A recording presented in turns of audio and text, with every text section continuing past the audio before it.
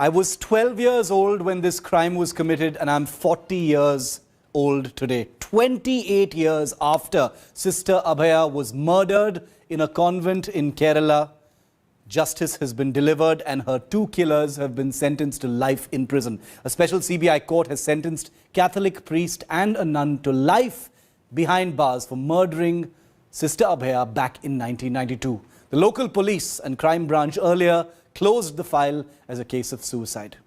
And here's how it actually played out. Justice after 28 years. Catholic priest Father Thomas, Kottur and Sister Sephy sentenced to life for murdering Sister Abhaya in 1992. The nun was found dead in a well in St. Pius Convent in Kottur. A CBI court also found the duo guilty of tampering with the evidence. ഒരുപാട് ഭീഷണികളും പ്രലോഭനങ്ങളും എല്ലാം പീഡനങ്ങളും എല്ലാം അനുഭവിച്ചു. അതിനെല്ലാം അതിജീവിക്കാൻ കഴിഞ്ഞു. ഇതൊരു ദൈവത്തിൻ്റെ നിയോഗമായിട്ടാണ് നടപ്പിലാക്കിയിരിക്കുന്നത്. ജനങ്ങൾക്ക് കോടതിയോടുള്ള ഒരു ബഹുമാനം 3 പതിറ്റാണ്ട് കഴിഞ്ഞിട്ട് കേസ് അട്ടിമറിച്ചിട്ടും കോടതിക്ക് മുമ്പിൽ എല്ലാ തെളിവുകളും വന്നു. Sister Abhaya died when one early morning in March 1992, she had walked in on Father Kottur and Sister Sephy and found them in a compromising position near the kitchen of their convent. The prosecution had proved in court that while the priest overpowered and gagged Sister Abhaya, the nun had used an axe to repeatedly strike her on the head. Sister Abhaya's bleeding body was dumped in a well near the church. Initially, there was no headway in the case, with the Kerala Crime Branch probe calling it a suicide. With the prestige of the church involved, there were powerful factors at play, and a CBI probe was ordered to establish the truth in the matter.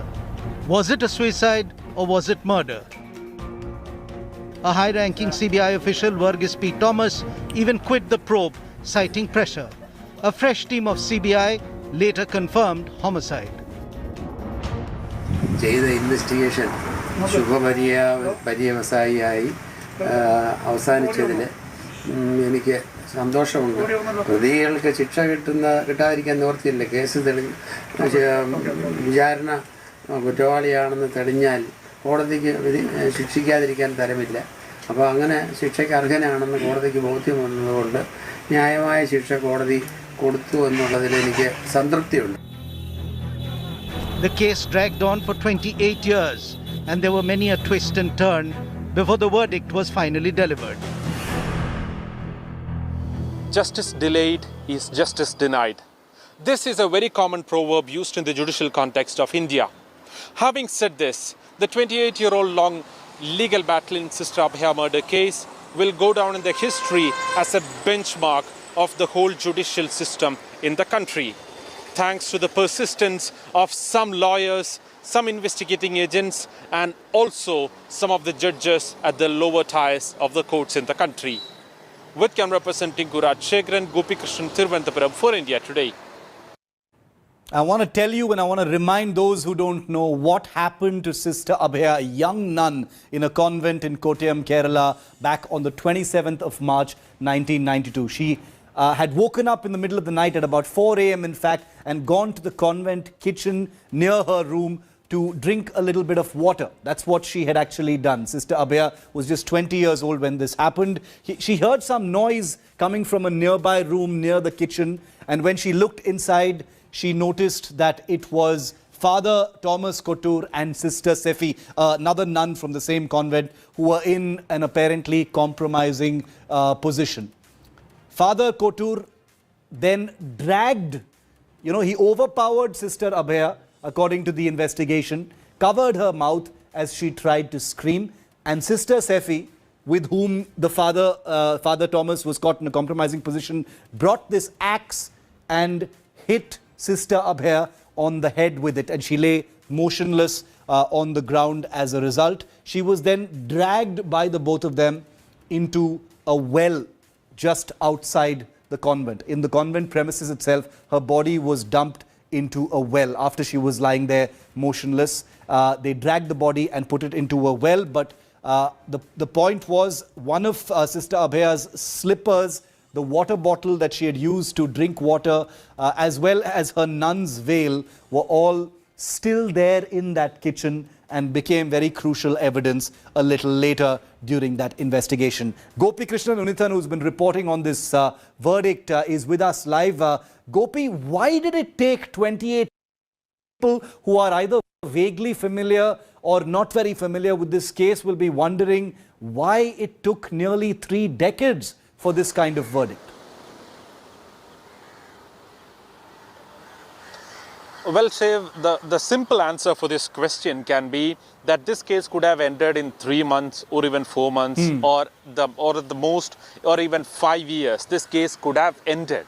But what took it so long is because of the investigating agencies. So when we are talking about the investigating agencies, we might think that they took a lot of time and effort to go through the facts of the case, to try and figure out the victims, figure out the culprits in the case. Again, that is not the case. This took so long for the investigating agencies because the courts which were handling these cases, they were persistent. They consistently criticized the investigating agencies. Every time they came up with a report requesting the court to close this case as a case of suicide, or even after the CBI came in, there were multiple times the CBI actually filed a report stating that yes, this seems like it is a case of homicide, but we do not have any conclusive evidence on the actual culprits of this case. And so we cannot take this investigation any further. So we would like to close this case. So these were some of the reports which were filed by the CBI during the initial stages of the investigation, even by the CBI, remember that. And if the court actually accepted that particular report, the Abhaya death case would have ended as a suicide. Yes. And this whole case could have ended maximum within 4 years or 5 years. Yes. But because the judges were very clear after going through the report that this is not a normal death or a suicide, but there is something more to it. That is why even after repeated attempts by the CBI, the investigating agency, Absolutely. the judges in those respective courts, they insisted that there must be a detailed investigation. And there was at one point, one of the local courts or the lower courts in Kerala, they summoned the DIG of CBI. He had to come to his chamber, and the court actually gave a very strict warning that you will have to conduct a clean inquiry, impartial inquiry, and find the actual culprits in the case. So this has been the whole process of the case, if you look back into the 28 years. 3 decades it has taken for this to finally reach a verdict and a conviction and a sentencing to life of both Father Kottur and Sister Sephy. Thanks very much, Gopi, for that. Here's my conversation now with A.M. Kennedy, Karim bin Khalil, who is the president of the World Christian Council, and Shaiju, who is a member of the Save Our Sister Forum, an activist who has fought for the rights and justice for Sister Abhaya.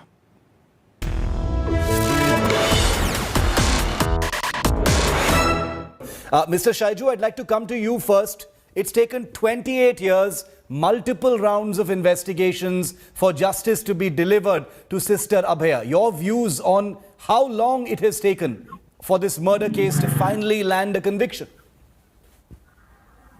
See, this is really inordinate delay. There was a really inordinate delay in the case. You should understand that almost 13 teams of people have inquired. And initially, the local police have inquired. After that, the crime branch of the Kerala state is inquired.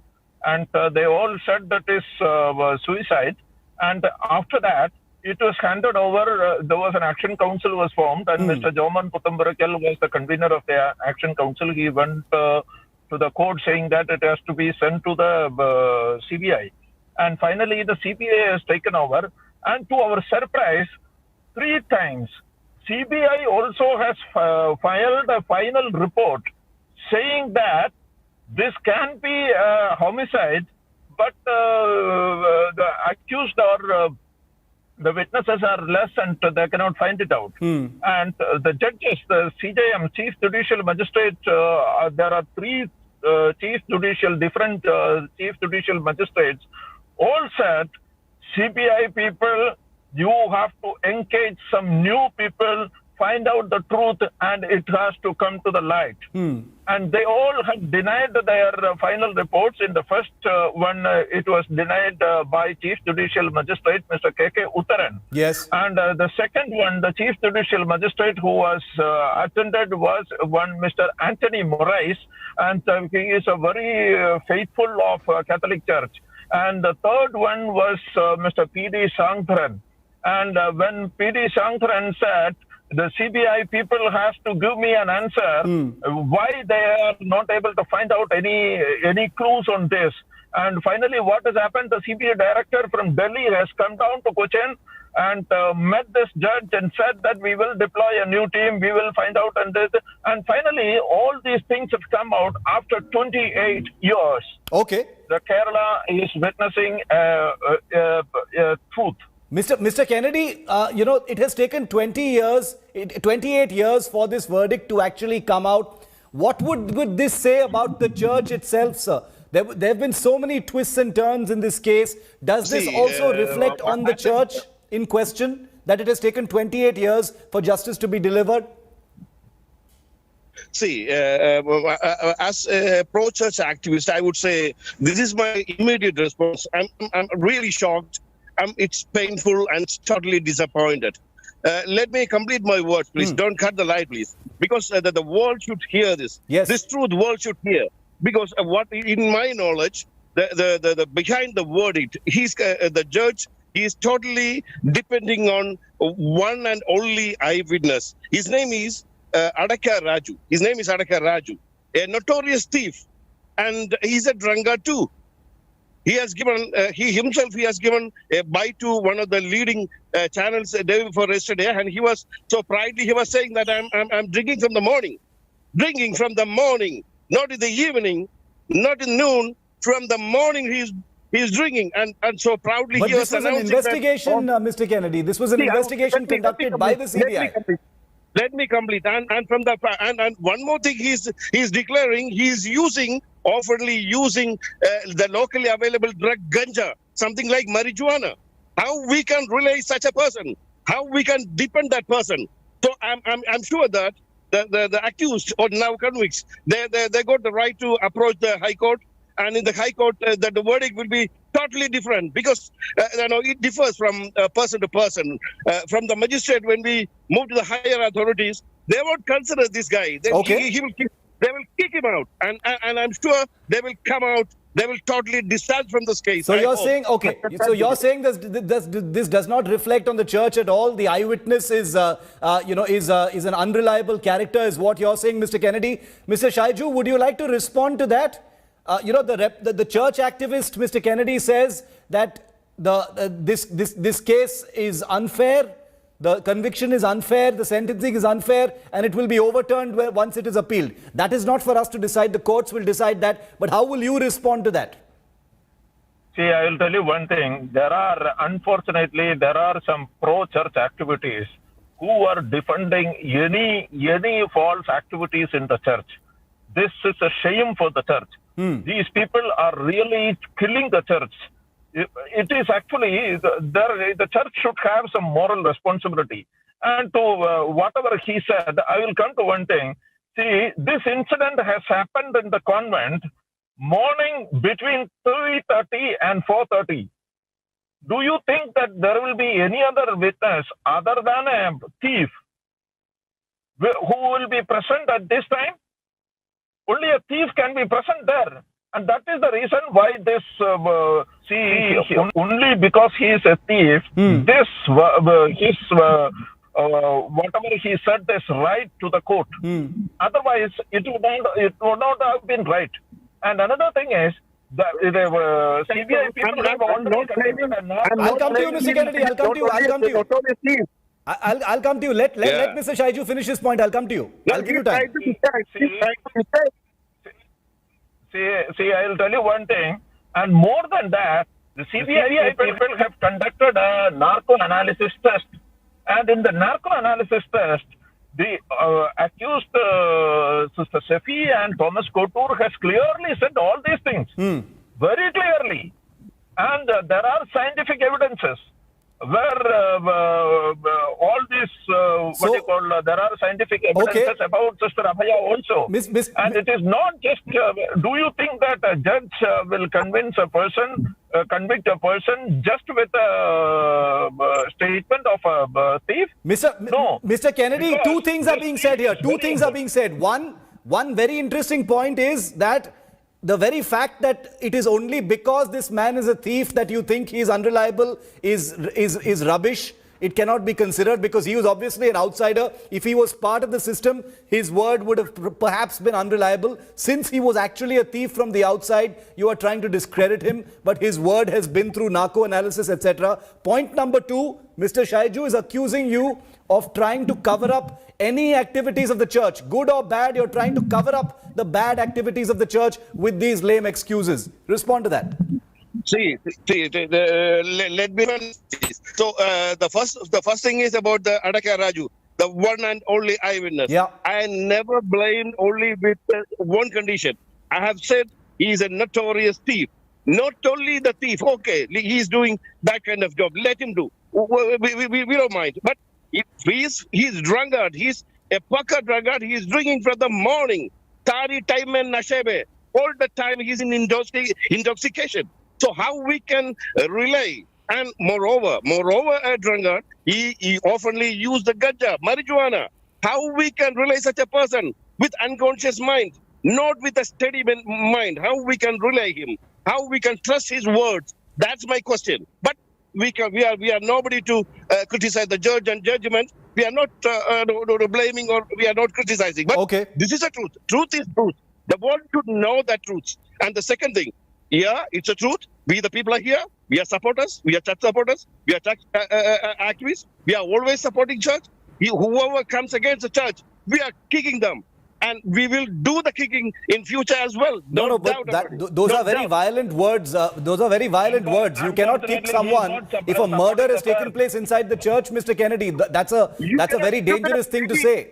Believe what kind of activities these people are doing. You cannot believe. Sir. Not only this guy, one sister is there, and she is almost to go out from the congregation. Her name is Sister Lucy, and one person is there, Sister Sephy. She's already out of the congregation. And all these guys are coming in the channels and they're simply attacking the church and they're No, it's not about, nobody is attacking the church as an institution, sir.